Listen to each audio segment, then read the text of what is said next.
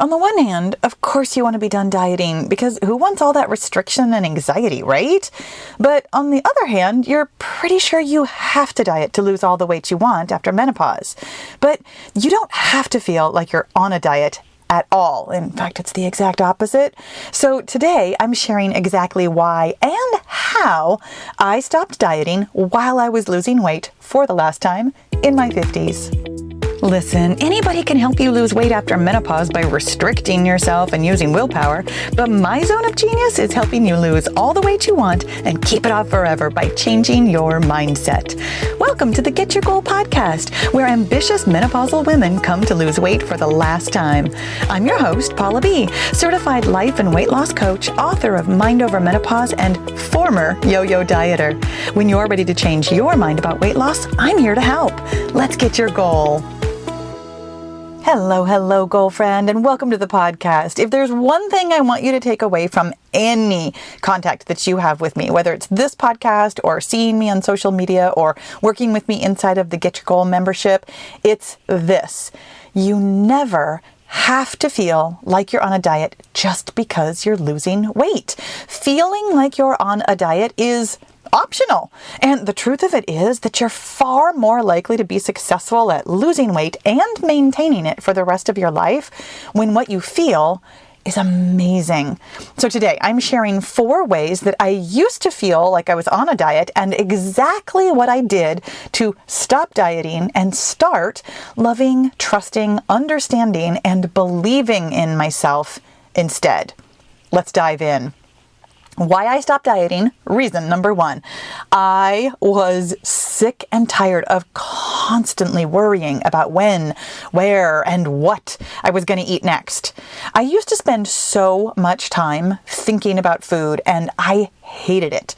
I suspect that you can relate to this because it's one of the most common complaints I hear from other menopausal women who want to be done dieting, but also want to lose weight.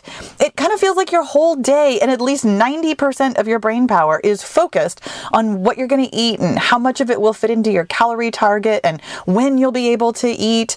Plus, there are the worries about what if you can't figure out the calories, or what if you get too hungry, or what if you don't get to eat what you want, or how will you make it all work if you're out of your regular routine? I felt the exact same way. So here's how I put a stop to the worry about eating.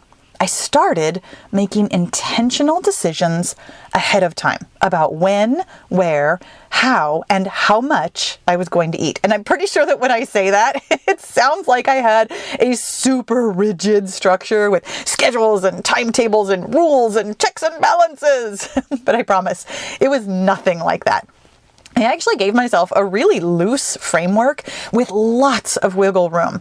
The important part of this wasn't the rigidity or lack thereof of what I was doing, but the fact that the decisions themselves were made. For me, indecision is stressful. So having an intention ahead of time felt like I could take a deep breath. Here's a really specific example of how I think about breakfast now versus how I used to think about breakfast when I was dieting. My daily work schedule fluctuates quite a bit with different times for coaching calls, mastermind meeting, tasks that need to get done, and just a variety of household stuff, like taking my mom to the doctor or meeting my accountant or whatever.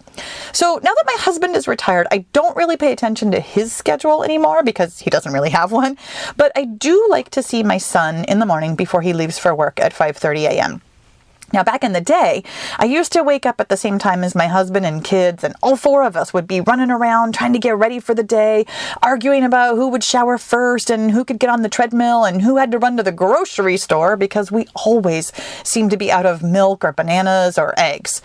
It was constant chaos, and hello, socialized misogyny. I invariably put myself last and attended to everybody else's needs first. So I would find myself starving and unshowered at 10 a.m., which isn't really late in the day unless you get up at 3 a.m. like I do, with less time than I wanted for a workout and still scrambling to get to my work calls on time. But When I stopped dieting, I started taking responsibility for getting my own needs met in a way that, yes, still included compromise, but never had me in a bundle of worry and anxiety about how I was going to squeeze it all in. I took a look at my calendar and recognized that even though every day was different from each other, they repeated in the same pattern each week. So I made a Monday plan to exercise early and eat early to get on my early work calls, but I showered later in the day. On Tuesdays, my workout came a little bit later, but was quickly followed by breakfast and a shower because my work calls weren't until later in the afternoon. Wednesdays had a late workout, late breakfast, and late shower, and Thursday and Friday were actually pretty similar to Monday, but started about an hour later. Weekends were significantly less structured, but I truly enjoy exercising, eating, and showering early in the day, so I did that. I simplified my routine by choosing one breakfast that I would eat every single day, which also made shopping easier.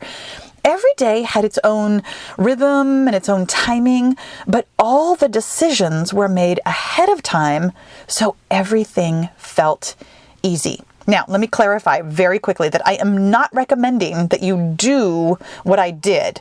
You don't need to wake up early or eat the same thing every day. Those were my decisions that worked for me. What I'm suggesting is the act of making decisions ahead of time in ways that reduce your worry and anxiety.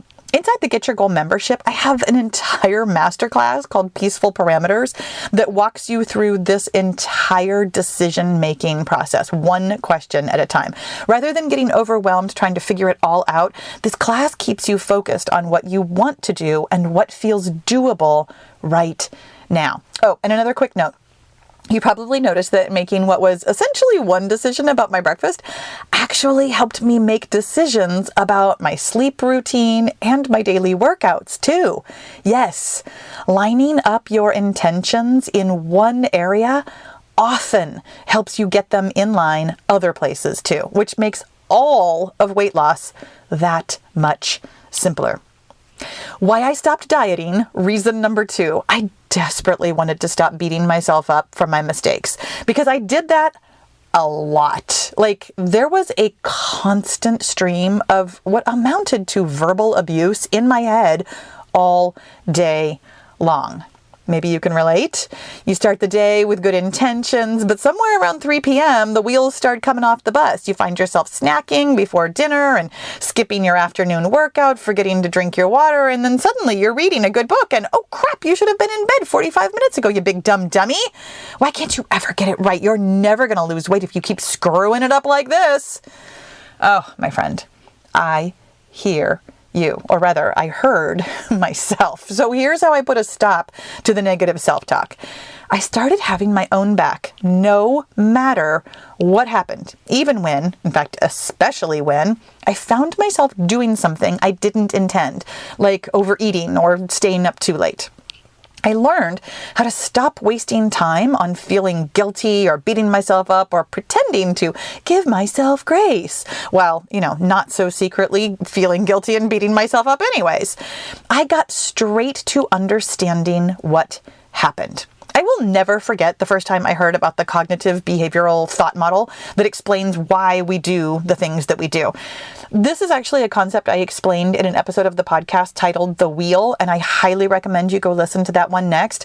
The short version is that everything starts with you, with your thought. That thought creates your feeling, and that feeling drives your actions, which eventually gets you a result that's a direct reflection of your original thought. What this all means from day-to-day life is that unintentional behavior has an explanation.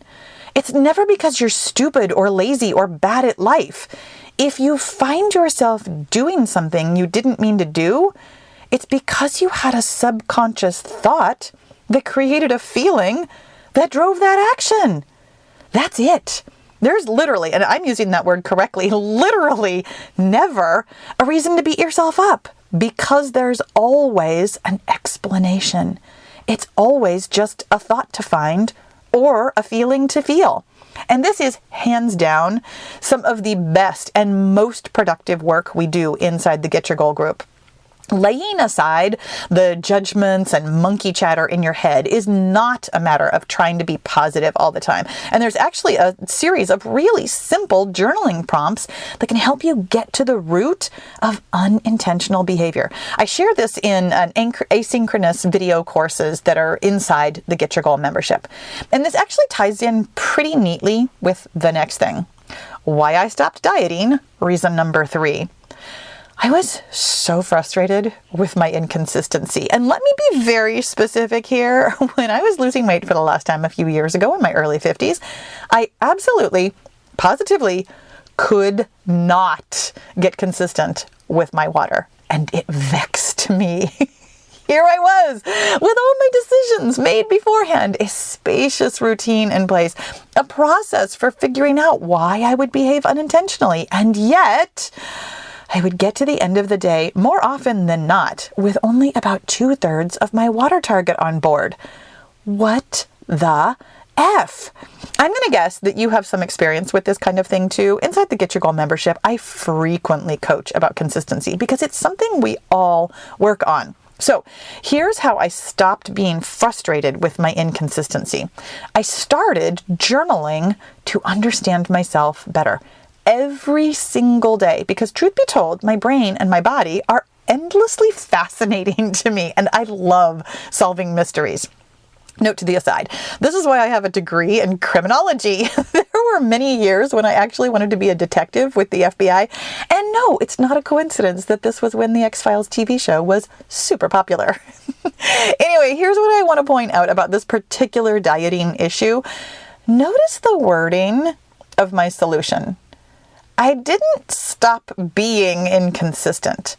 I stopped being frustrated with my inconsistency. I didn't solve this problem by making myself do something different. I solved this problem by thinking and therefore feeling differently about it. Instead of coming to my journal determined to find a solution so I could make myself drink all my water, I showed up every day curious about what was going to come out of my pen.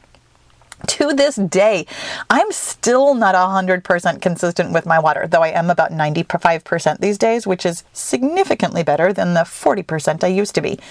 But I'm endlessly curious about what else I might uncover to get that last 5%. I'm not creating frustration for myself by thinking that I really should be drinking my water, or that I should have already figured this out, or that this should be easier for me because I'm a weight loss life coach, for heaven's sakes, and I do this for a living. Nope, I'm a human being with a human brain, and I still have subconscious thoughts that stop me from drinking water sometimes. I'll find them one of these days, I'm sure. And if I don't, that's okay too. I have the result that I want on the scale, and I have the result that I want in terms of not feeling frustrated all the time. Which brings me to 2 really important points. First, you can absolutely get to your goal weight without being 100% consistent with your weight loss habits. And second, you could still have diet thinking long after you've gotten the results you want. So it's never too late to examine with your journal what's going on in your head. Why I stopped dieting, reason number 4. I really wanted to stop counting calories. If there is one thing that gets misunderstood about the 5-0 method, which is my free weight loss guide for women over 50, it's this. In the 5-0 method, I recommend counting calories so that you can be sure you're eating in the slight caloric deficit that your body needs to lose weight. But it's not intended as a long-term, permanent strategy or for maintenance. Rather, I think about it like having training wheels on while you learn to ride a bike, because I always knew that I wanted to be done counting calories eventually. So here's how I stopped counting calories. I started paying attention to my body's communication, which was really tough at first because she is so much quieter than my brain's loud chatter. But over time, I learned the subtle ways she tells me that she's tired or worried or hungry or that something isn't quite right. I started to notice the almost imperceptible signs and cues that she gives me about when I've had enough or done too much or need a little more. Before I was in the thick of things with menopause, I had been eating intuitively and maintaining my weight for years without a problem.